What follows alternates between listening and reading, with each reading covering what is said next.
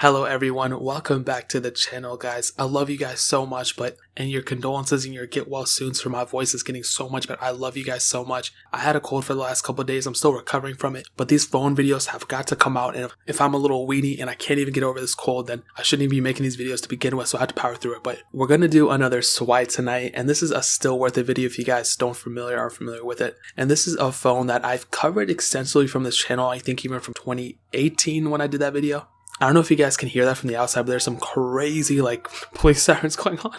But this phone is the Samsung Galaxy S7 Edge. Like I said, I think I covered this phone. I did it definitely early this year. I don't know if I did it last year or not, but this is one of those phones that when it came out, again, I've said this with so many phones, I wanted this phone so badly. The S6 Edge, I think I wanted that one a little bit more, but the Galaxy S7 Edge, it was just an insane phone. And even coming from the Galaxy S6 or the S6 Edge or even the S7, the S7 Edge was a super huge phone. I love this phone so much, and I'm so glad I'm finally able to own it. Now, one thing I gotta say is that I got ripped off from this phone. When I bought it, I didn't even know the screen was like this. The back is actually cracked on it too, and I found out 2 months later about it because I didn't even touch it. I buy it and I just let it sit, and I don't even use it until I need to make a video about it. So the screen is how it is. I guess I'll just buy a different one to make a different video sometime, but it's not that big of a deal. I think we all can get over it. I got over it. I cried a little bit, but it's okay. Now, looking on the front, besides that huge hole in the screen, we have a 5.5 inch Super AMOLED display. This one is 1440p by 2560, pretty much the same resolution as the S6 and the S6 Edge. That one was 1440p as well. And again, just like those panels,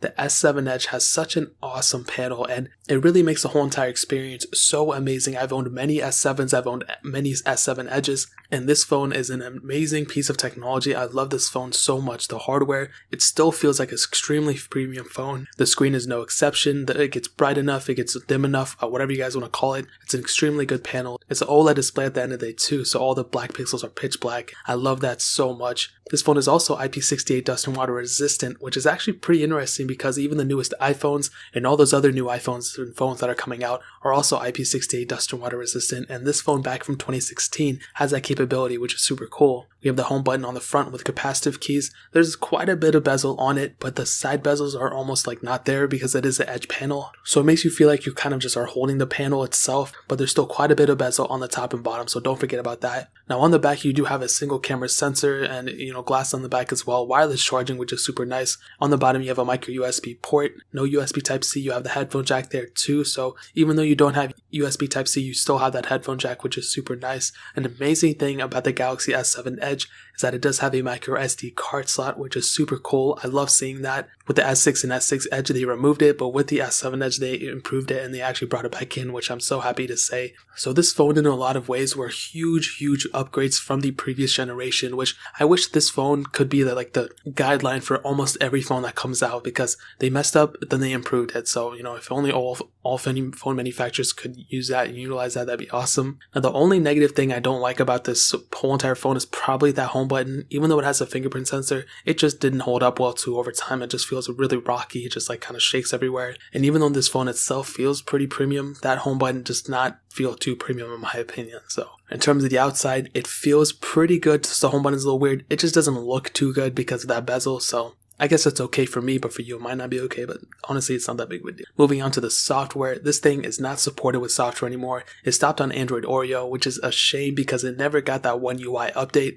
at least officially. I think there's been a lot of ports coming over for the S7 Edge for One UI. There's still kind of a custom ROM community behind it, so you can root in custom ROM it if you want to, but there are surprisingly some security updates coming out for this thing still, and when I booted it out for the first time here, I actually got an update warning, telling me to go update to a security update that I had or whatever. So I went ahead and updated it to it, and to my surprise it worked. It kind of still went through, but the update process was really weird. I don't really understand what's going on with it. But what I can tell you is in terms of the software, you're pretty much out of date. I mean, this thing did stop with TouchWiz, which we all know was not the best version of Samsung's UI they ever released. One UI is good, is better definitely, but compared to the competitors, they still have a long way to go. With TouchWiz, it was probably the last one I would pick. And TouchWiz, in my opinion, really hurt itself more than it needed to be. The specs of this phone and the performance of this phone isn't even that bad. It's just the TouchWiz just kind of bogs down the memory of this phone so much that it makes it almost it kind of makes it unusable in a lot of ways, which I'll get into in a second. But in terms of software, it is what it is. It's outdated. It started off with Android Marshmallow. It stopped on Android Oreo. If you want to go and update it, you can. You have that ability. But overall, The software update officially is out, but you can always custom ROM it like I stated, so that pretty much covers it up in terms of the software. Now let's go ahead and talk about the performance side of things. So this thing did have the Qualcomm Snapdragon 820 chipset, a quad-core CPU, an Adreno 530 GPU, and all the models of the S7 Edge had 4GB of RAM. There was a 32GB model, 64GB model, and 128GB model. Now all those models, like I said, had a microSD card slot. What's funny is the Pixel 4 and 4 XL does not have a microSD card slot, and that top tier model is the same as the S7 Edge's top tier model from 2016. So hopefully Google next year will increase that. I'm just praying that they do, but overall, what I can tell you is in terms of the S7 Edge, memory side with the microSD card slot is a really good thing. Performance though, I don't really understand what happened here because this phone isn't really too under spec, but it just seems like anything I do with it, it just is kind of bogged down and it's kind of glitchy in a lot of ways. And I hate to say it because last year when I owned this phone, it wasn't that bad. This year, it just kind of turned out really bad for me for some reason. And I think this has a lot to do with TouchWiz. I think when I was running my phone last year, it only had Android Nougat and maybe Android Oreo messed up with it, but I know TouchWiz holds up a lot of resources that this phone could be utilizing when I'm running an app, whenever I'm doing anything with it. It just seems like it just takes an extra second for me to do anything with it when I'm going through screens, when I'm downloading apps, it's just like the overall UI of everything is so slow and bogged down, especially when you compare it down to something like a Galaxy S10 on One UI 2.0. That feels very, very good, very fluid, very fast. But the S7 Edge, for my opinion, when I'm going through even the basic of things, it just seems so laggy. And I don't really know what I can pinpoint this to, but if I had to say it, it would probably be TouchWiz. That's probably the one thing that it's leading me to saying that actual UI and the background resources are being used up a lot by TouchWiz. And in terms of the heavier intensive gaming side, it's not bad either. I mean, when you're actually into the game, it plays pretty good, but it's like the process of getting into the game. It's like the loading animations, it's like the loading of the screen, the loading of this and that, and sometimes the animations themselves within the game, it just seems like a very slow phone. And it's not a completely slow phone. It's not like it's unplayable or anything. It's just the resources I think are being used by the UI. So say what you will, do what you will, but I think in my opinion, the S7 Edge probably isn't the best performing device even from 2016, and I'm not really too sure what happened. Maybe there was some update that happened to mess it up or something, but what I can tell you is in terms of performance, it's okay. It's pretty much below average in my opinion. I'm not trying to say the S7 Edge is a completely bad device, but for my opinion, that's kind of what I'm trying to see it. So that's kind of how I would sum down this whole entire performance side of things. Now let's go ahead and move on to the camera. So like I stated, a single 12 megapixel camera on the back. It is a wide angle lens with optical image stabilization. Now looking at the camera, you are able to shoot 4K videos, you can do 1080p at up to 60 frames, and overall the camera is good. It's not a bad camera at all. You can definitely do a lot with it. The features, there's still a lot of features within this camera as well, which I love seeing, and I'll definitely tell you the quality, even from me owning it now, owning it last year, owning it through all these years,